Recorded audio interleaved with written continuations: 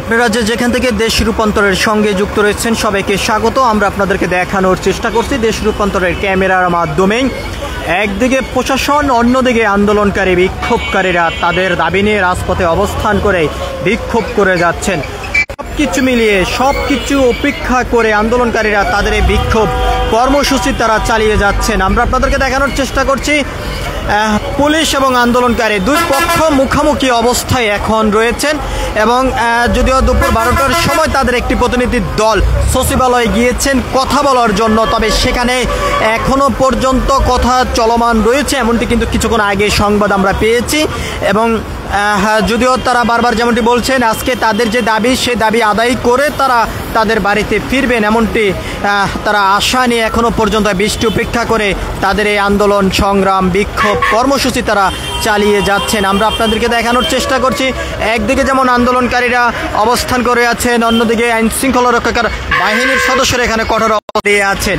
এবং আমরা যদি আপনাদেরকে একটু দেখানোর চেষ্টা করি যে বৃষ্টি উপেক্ষা করে আইন শৃঙ্খলা রক্ষাকারী বাহিনীর সদস্যরা এখানে কঠোর অবস্থান নিয়ে অপেক্ষা করছেন, তবে কোনো ধরনের বিশৃঙ্খলা সৃষ্টি যেহেতু না হয় সে বিষয়ে তারা নজরদারি রেখেছেন। আমরা আপনাদেরকে দেশ রূপান্তরের ক্যামেরার মাধ্যমে দেখানোর চেষ্টা করছি যে দেশের বিভিন্ন স্থান থেকে আসা এই বিক্ষোভকারীরা তাদের দাবি নিয়ে তারা এই বৃষ্টি উপেক্ষা করে রাজপথে অবস্থান করে তাদের এই বিক্ষোভ কর্মসূচি এখনো পর্যন্ত চলমান রয়েছে। সকাল 10টা থেকে তারা এই শাহবাগ এলাকায় এসে অবস্থান করে তাদের এই আন্দোলন সংগ্রাম কর্মসূচি বিক্ষোভ এটি এখনো পর্যন্ত চলমান রেখেছেন। তারা বারবার যেমনটি বলছেন যত ঝড় তুফান যাই কিছু আসুক সবকিছু উপেক্ষা করে তাদের যে দাবি সে দাবি বাস্তবায়ন করে তারা আপনারা দেখতে পাচ্ছেন যত দূর চোখ যাচ্ছে তত দূর শুধু ছাতা আর এই বিক্ষোভকারীদের দেখা মিলছে। আমরা আপনাদেরকে দেখানোর চেষ্টা করছি যে বৃষ্টি উপেক্ষা করে তারা এই বিক্ষোভ কর্মসূচি এখনো পর্যন্ত চলমান।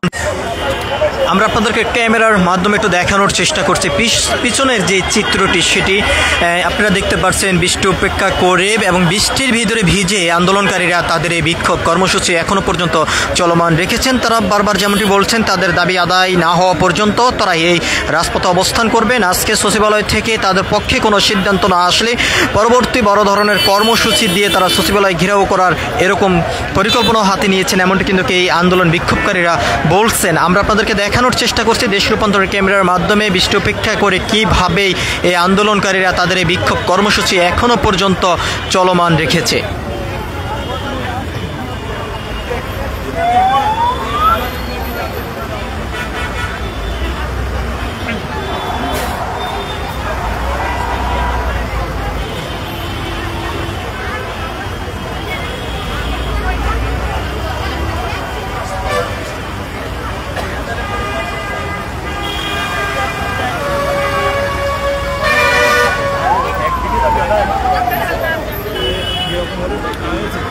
আপনারা দেখছেন দেশ রূপান্তরের ক্যামেরার মাধ্যমে যে আন্দোলনকারীরা তারা বৃষ্টির ভিতরে দাঁড়িয়ে তাদের এই বিক্ষোভ কর্মসূচি এখনো পর্যন্ত চলমান রেখেছেন। দেশের বিভিন্ন স্থান থেকে এসে শাহবাগ এলাকায় অবস্থান করে আন্দোলন সংগ্রাম কর্মসূচি বিক্ষোভ এখনো পর্যন্ত তারা চলমান রেখেছেন। আমরা এখানে আন্দোলনকারীদের সঙ্গে কথা বলবো যে তাদের এই দাবি নিয়ে। আপনার কাছ থেকে একটু জানতে চাই, বলবেন যে আপনাদের এই দাবি কতটুকু যুক্তিসম্মত বলে আপনি মনে করেন? আমরা পিলি পাস করছি, রিটেন পাস করছি ভাইবা, তাহলে আমাদের যুক্তি তো মনে করেন আমরা যদি যোগ্য না হইতাম তাহলে এই পর্যন্ত আসতে পারতাম না। মনে করেন আমাদের যাকে দাবিটা যুক্তি যে আমাদের সাথে মনে করেন যে বৈষম্য করা হয়েছে, যে আমাদের যে কম নাম্বারধারীরাও চাকরি হয়েছে, প্রতিষ্ঠান পাইছে, আমরা পাই। এই যে বৃষ্টির ভিতরে ভিজে যে আপনারা যে দাবি নিয়ে রাজপথে অবস্থান করে আছেন এ বিষয়ে যদি একটু বলেন। আমরা বৃষ্টির মধ্যে বসে আছি, আমরা ছোট ছোট বাচ্চাও রেখে আসছি যাতে আমাদের এই নিয়োগটা দিলে যাতে আমাদের সবার চাকরি হয় 16,213 জনের, ঠিক আছে, যাতে নতুন নিয়োগ আসলে আমাদের সাথে জানি বৈষম্য না হয়। আমরা কথা বলছিলাম এখানে আরও একজন আন্দোলনকারীর সঙ্গে আমরা কথা বলবো। আপনার কাছ থেকে জানতে চাই যে আপনারা যে দাবিটা নিয়ে রাজপথে অবস্থান করে আছেন বৃষ্টি উপেক্ষা করে যে দাবিটা এখনো পর্যন্ত চলমান রয়েছে, সরকার আপনাদের দাবি যদি মেনে না নেয় পরবর্তীতে কি ধরনের কর্মসূচি আপনারা হাতে নেবেন? প্রথমে বলবো যে 16,200 মানে 18 জনের এবং 16,213 জনের যে পরিবারের যে চোখের জল এই চোখের জলের কষ্ট এই বৃষ্টি থেকে অনেক গুণ বেশি। এখন যদি আমরা এই 18তম শিক্ষক নিবন্ধনে 18 লক্ষ শিক্ষার্থীর মধ্যে 2.7% উত্তীর্ণ হয়েছে, অর্থাৎ 60,000 প্রিলি রিটেন ভাইভা দিয়ে উত্তীর্ণ হয়েছে এবং মানে এর মধ্যে 1 লাখের উপরে পদ আছে। 60,000 থেকে 40,000 প্লাস 41,000-এর মতো মানে নিয়োগ সুপারিশপ্রাপ্ত হয়েছে, বাকি বঞ্চিত হচ্ছে 16,213 জন।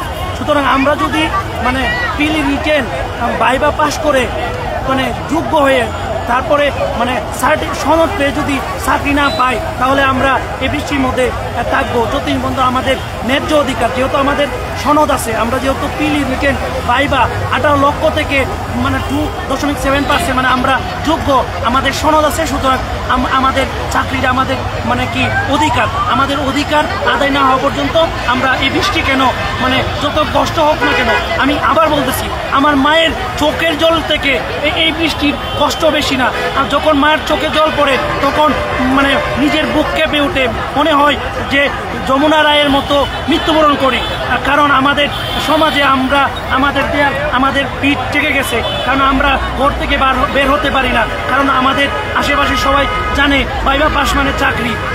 আমরাও তাদেরকে বলছি আমি ভাইভা পাস, আমি চাকরি পাবো ইনশাল্লাহ, চাকরি পেয়ে গেছি, আমি মসজিদে মিষ্টি খাওয়াইছি 8 কেজি, এখন সবাই জানে। এখন তারা বলে কবে জয়েন করবে, তোর বন্ধু তো জয়েন করছে, এই অবস্থায় আমি তাদেরকে কি আনসার দিব? আপনিই বলেন একটা সনদ অর্জন করতে কত রাত জাগতে হচ্ছে, কত কষ্ট করতে হচ্ছে। সুতরাং আমাদের সনদ আছে, আমাদের একটা ন্যায্য অধিকার আদায় না হওয়া পর্যন্ত আমরা এখান থেকে নড়ব না। এবং আমরা কথা বলছিলাম এখানে একজন আন্দোলনকারীর সঙ্গে, তিনি যেমনটি বলেছেন তাদের দাবি আদায় না হওয়া পর্যন্ত রাজপথে থেকে তারা এই আন্দোলন সংগ্রাম বিক্ষোভ কর্মসূচি চলমান রাখবেন এবং যত সময় পর্যন্ত সরকার তাদের পক্ষে কোনো সিদ্ধান্ত গ্রহণ না করবেন তত সময় পর্যন্ত তাদের এই কর্মসূচি চলমান থাকবে বলে তারা জানিয়েছেন। তো সব কিছু মিলিয়ে এই ছিল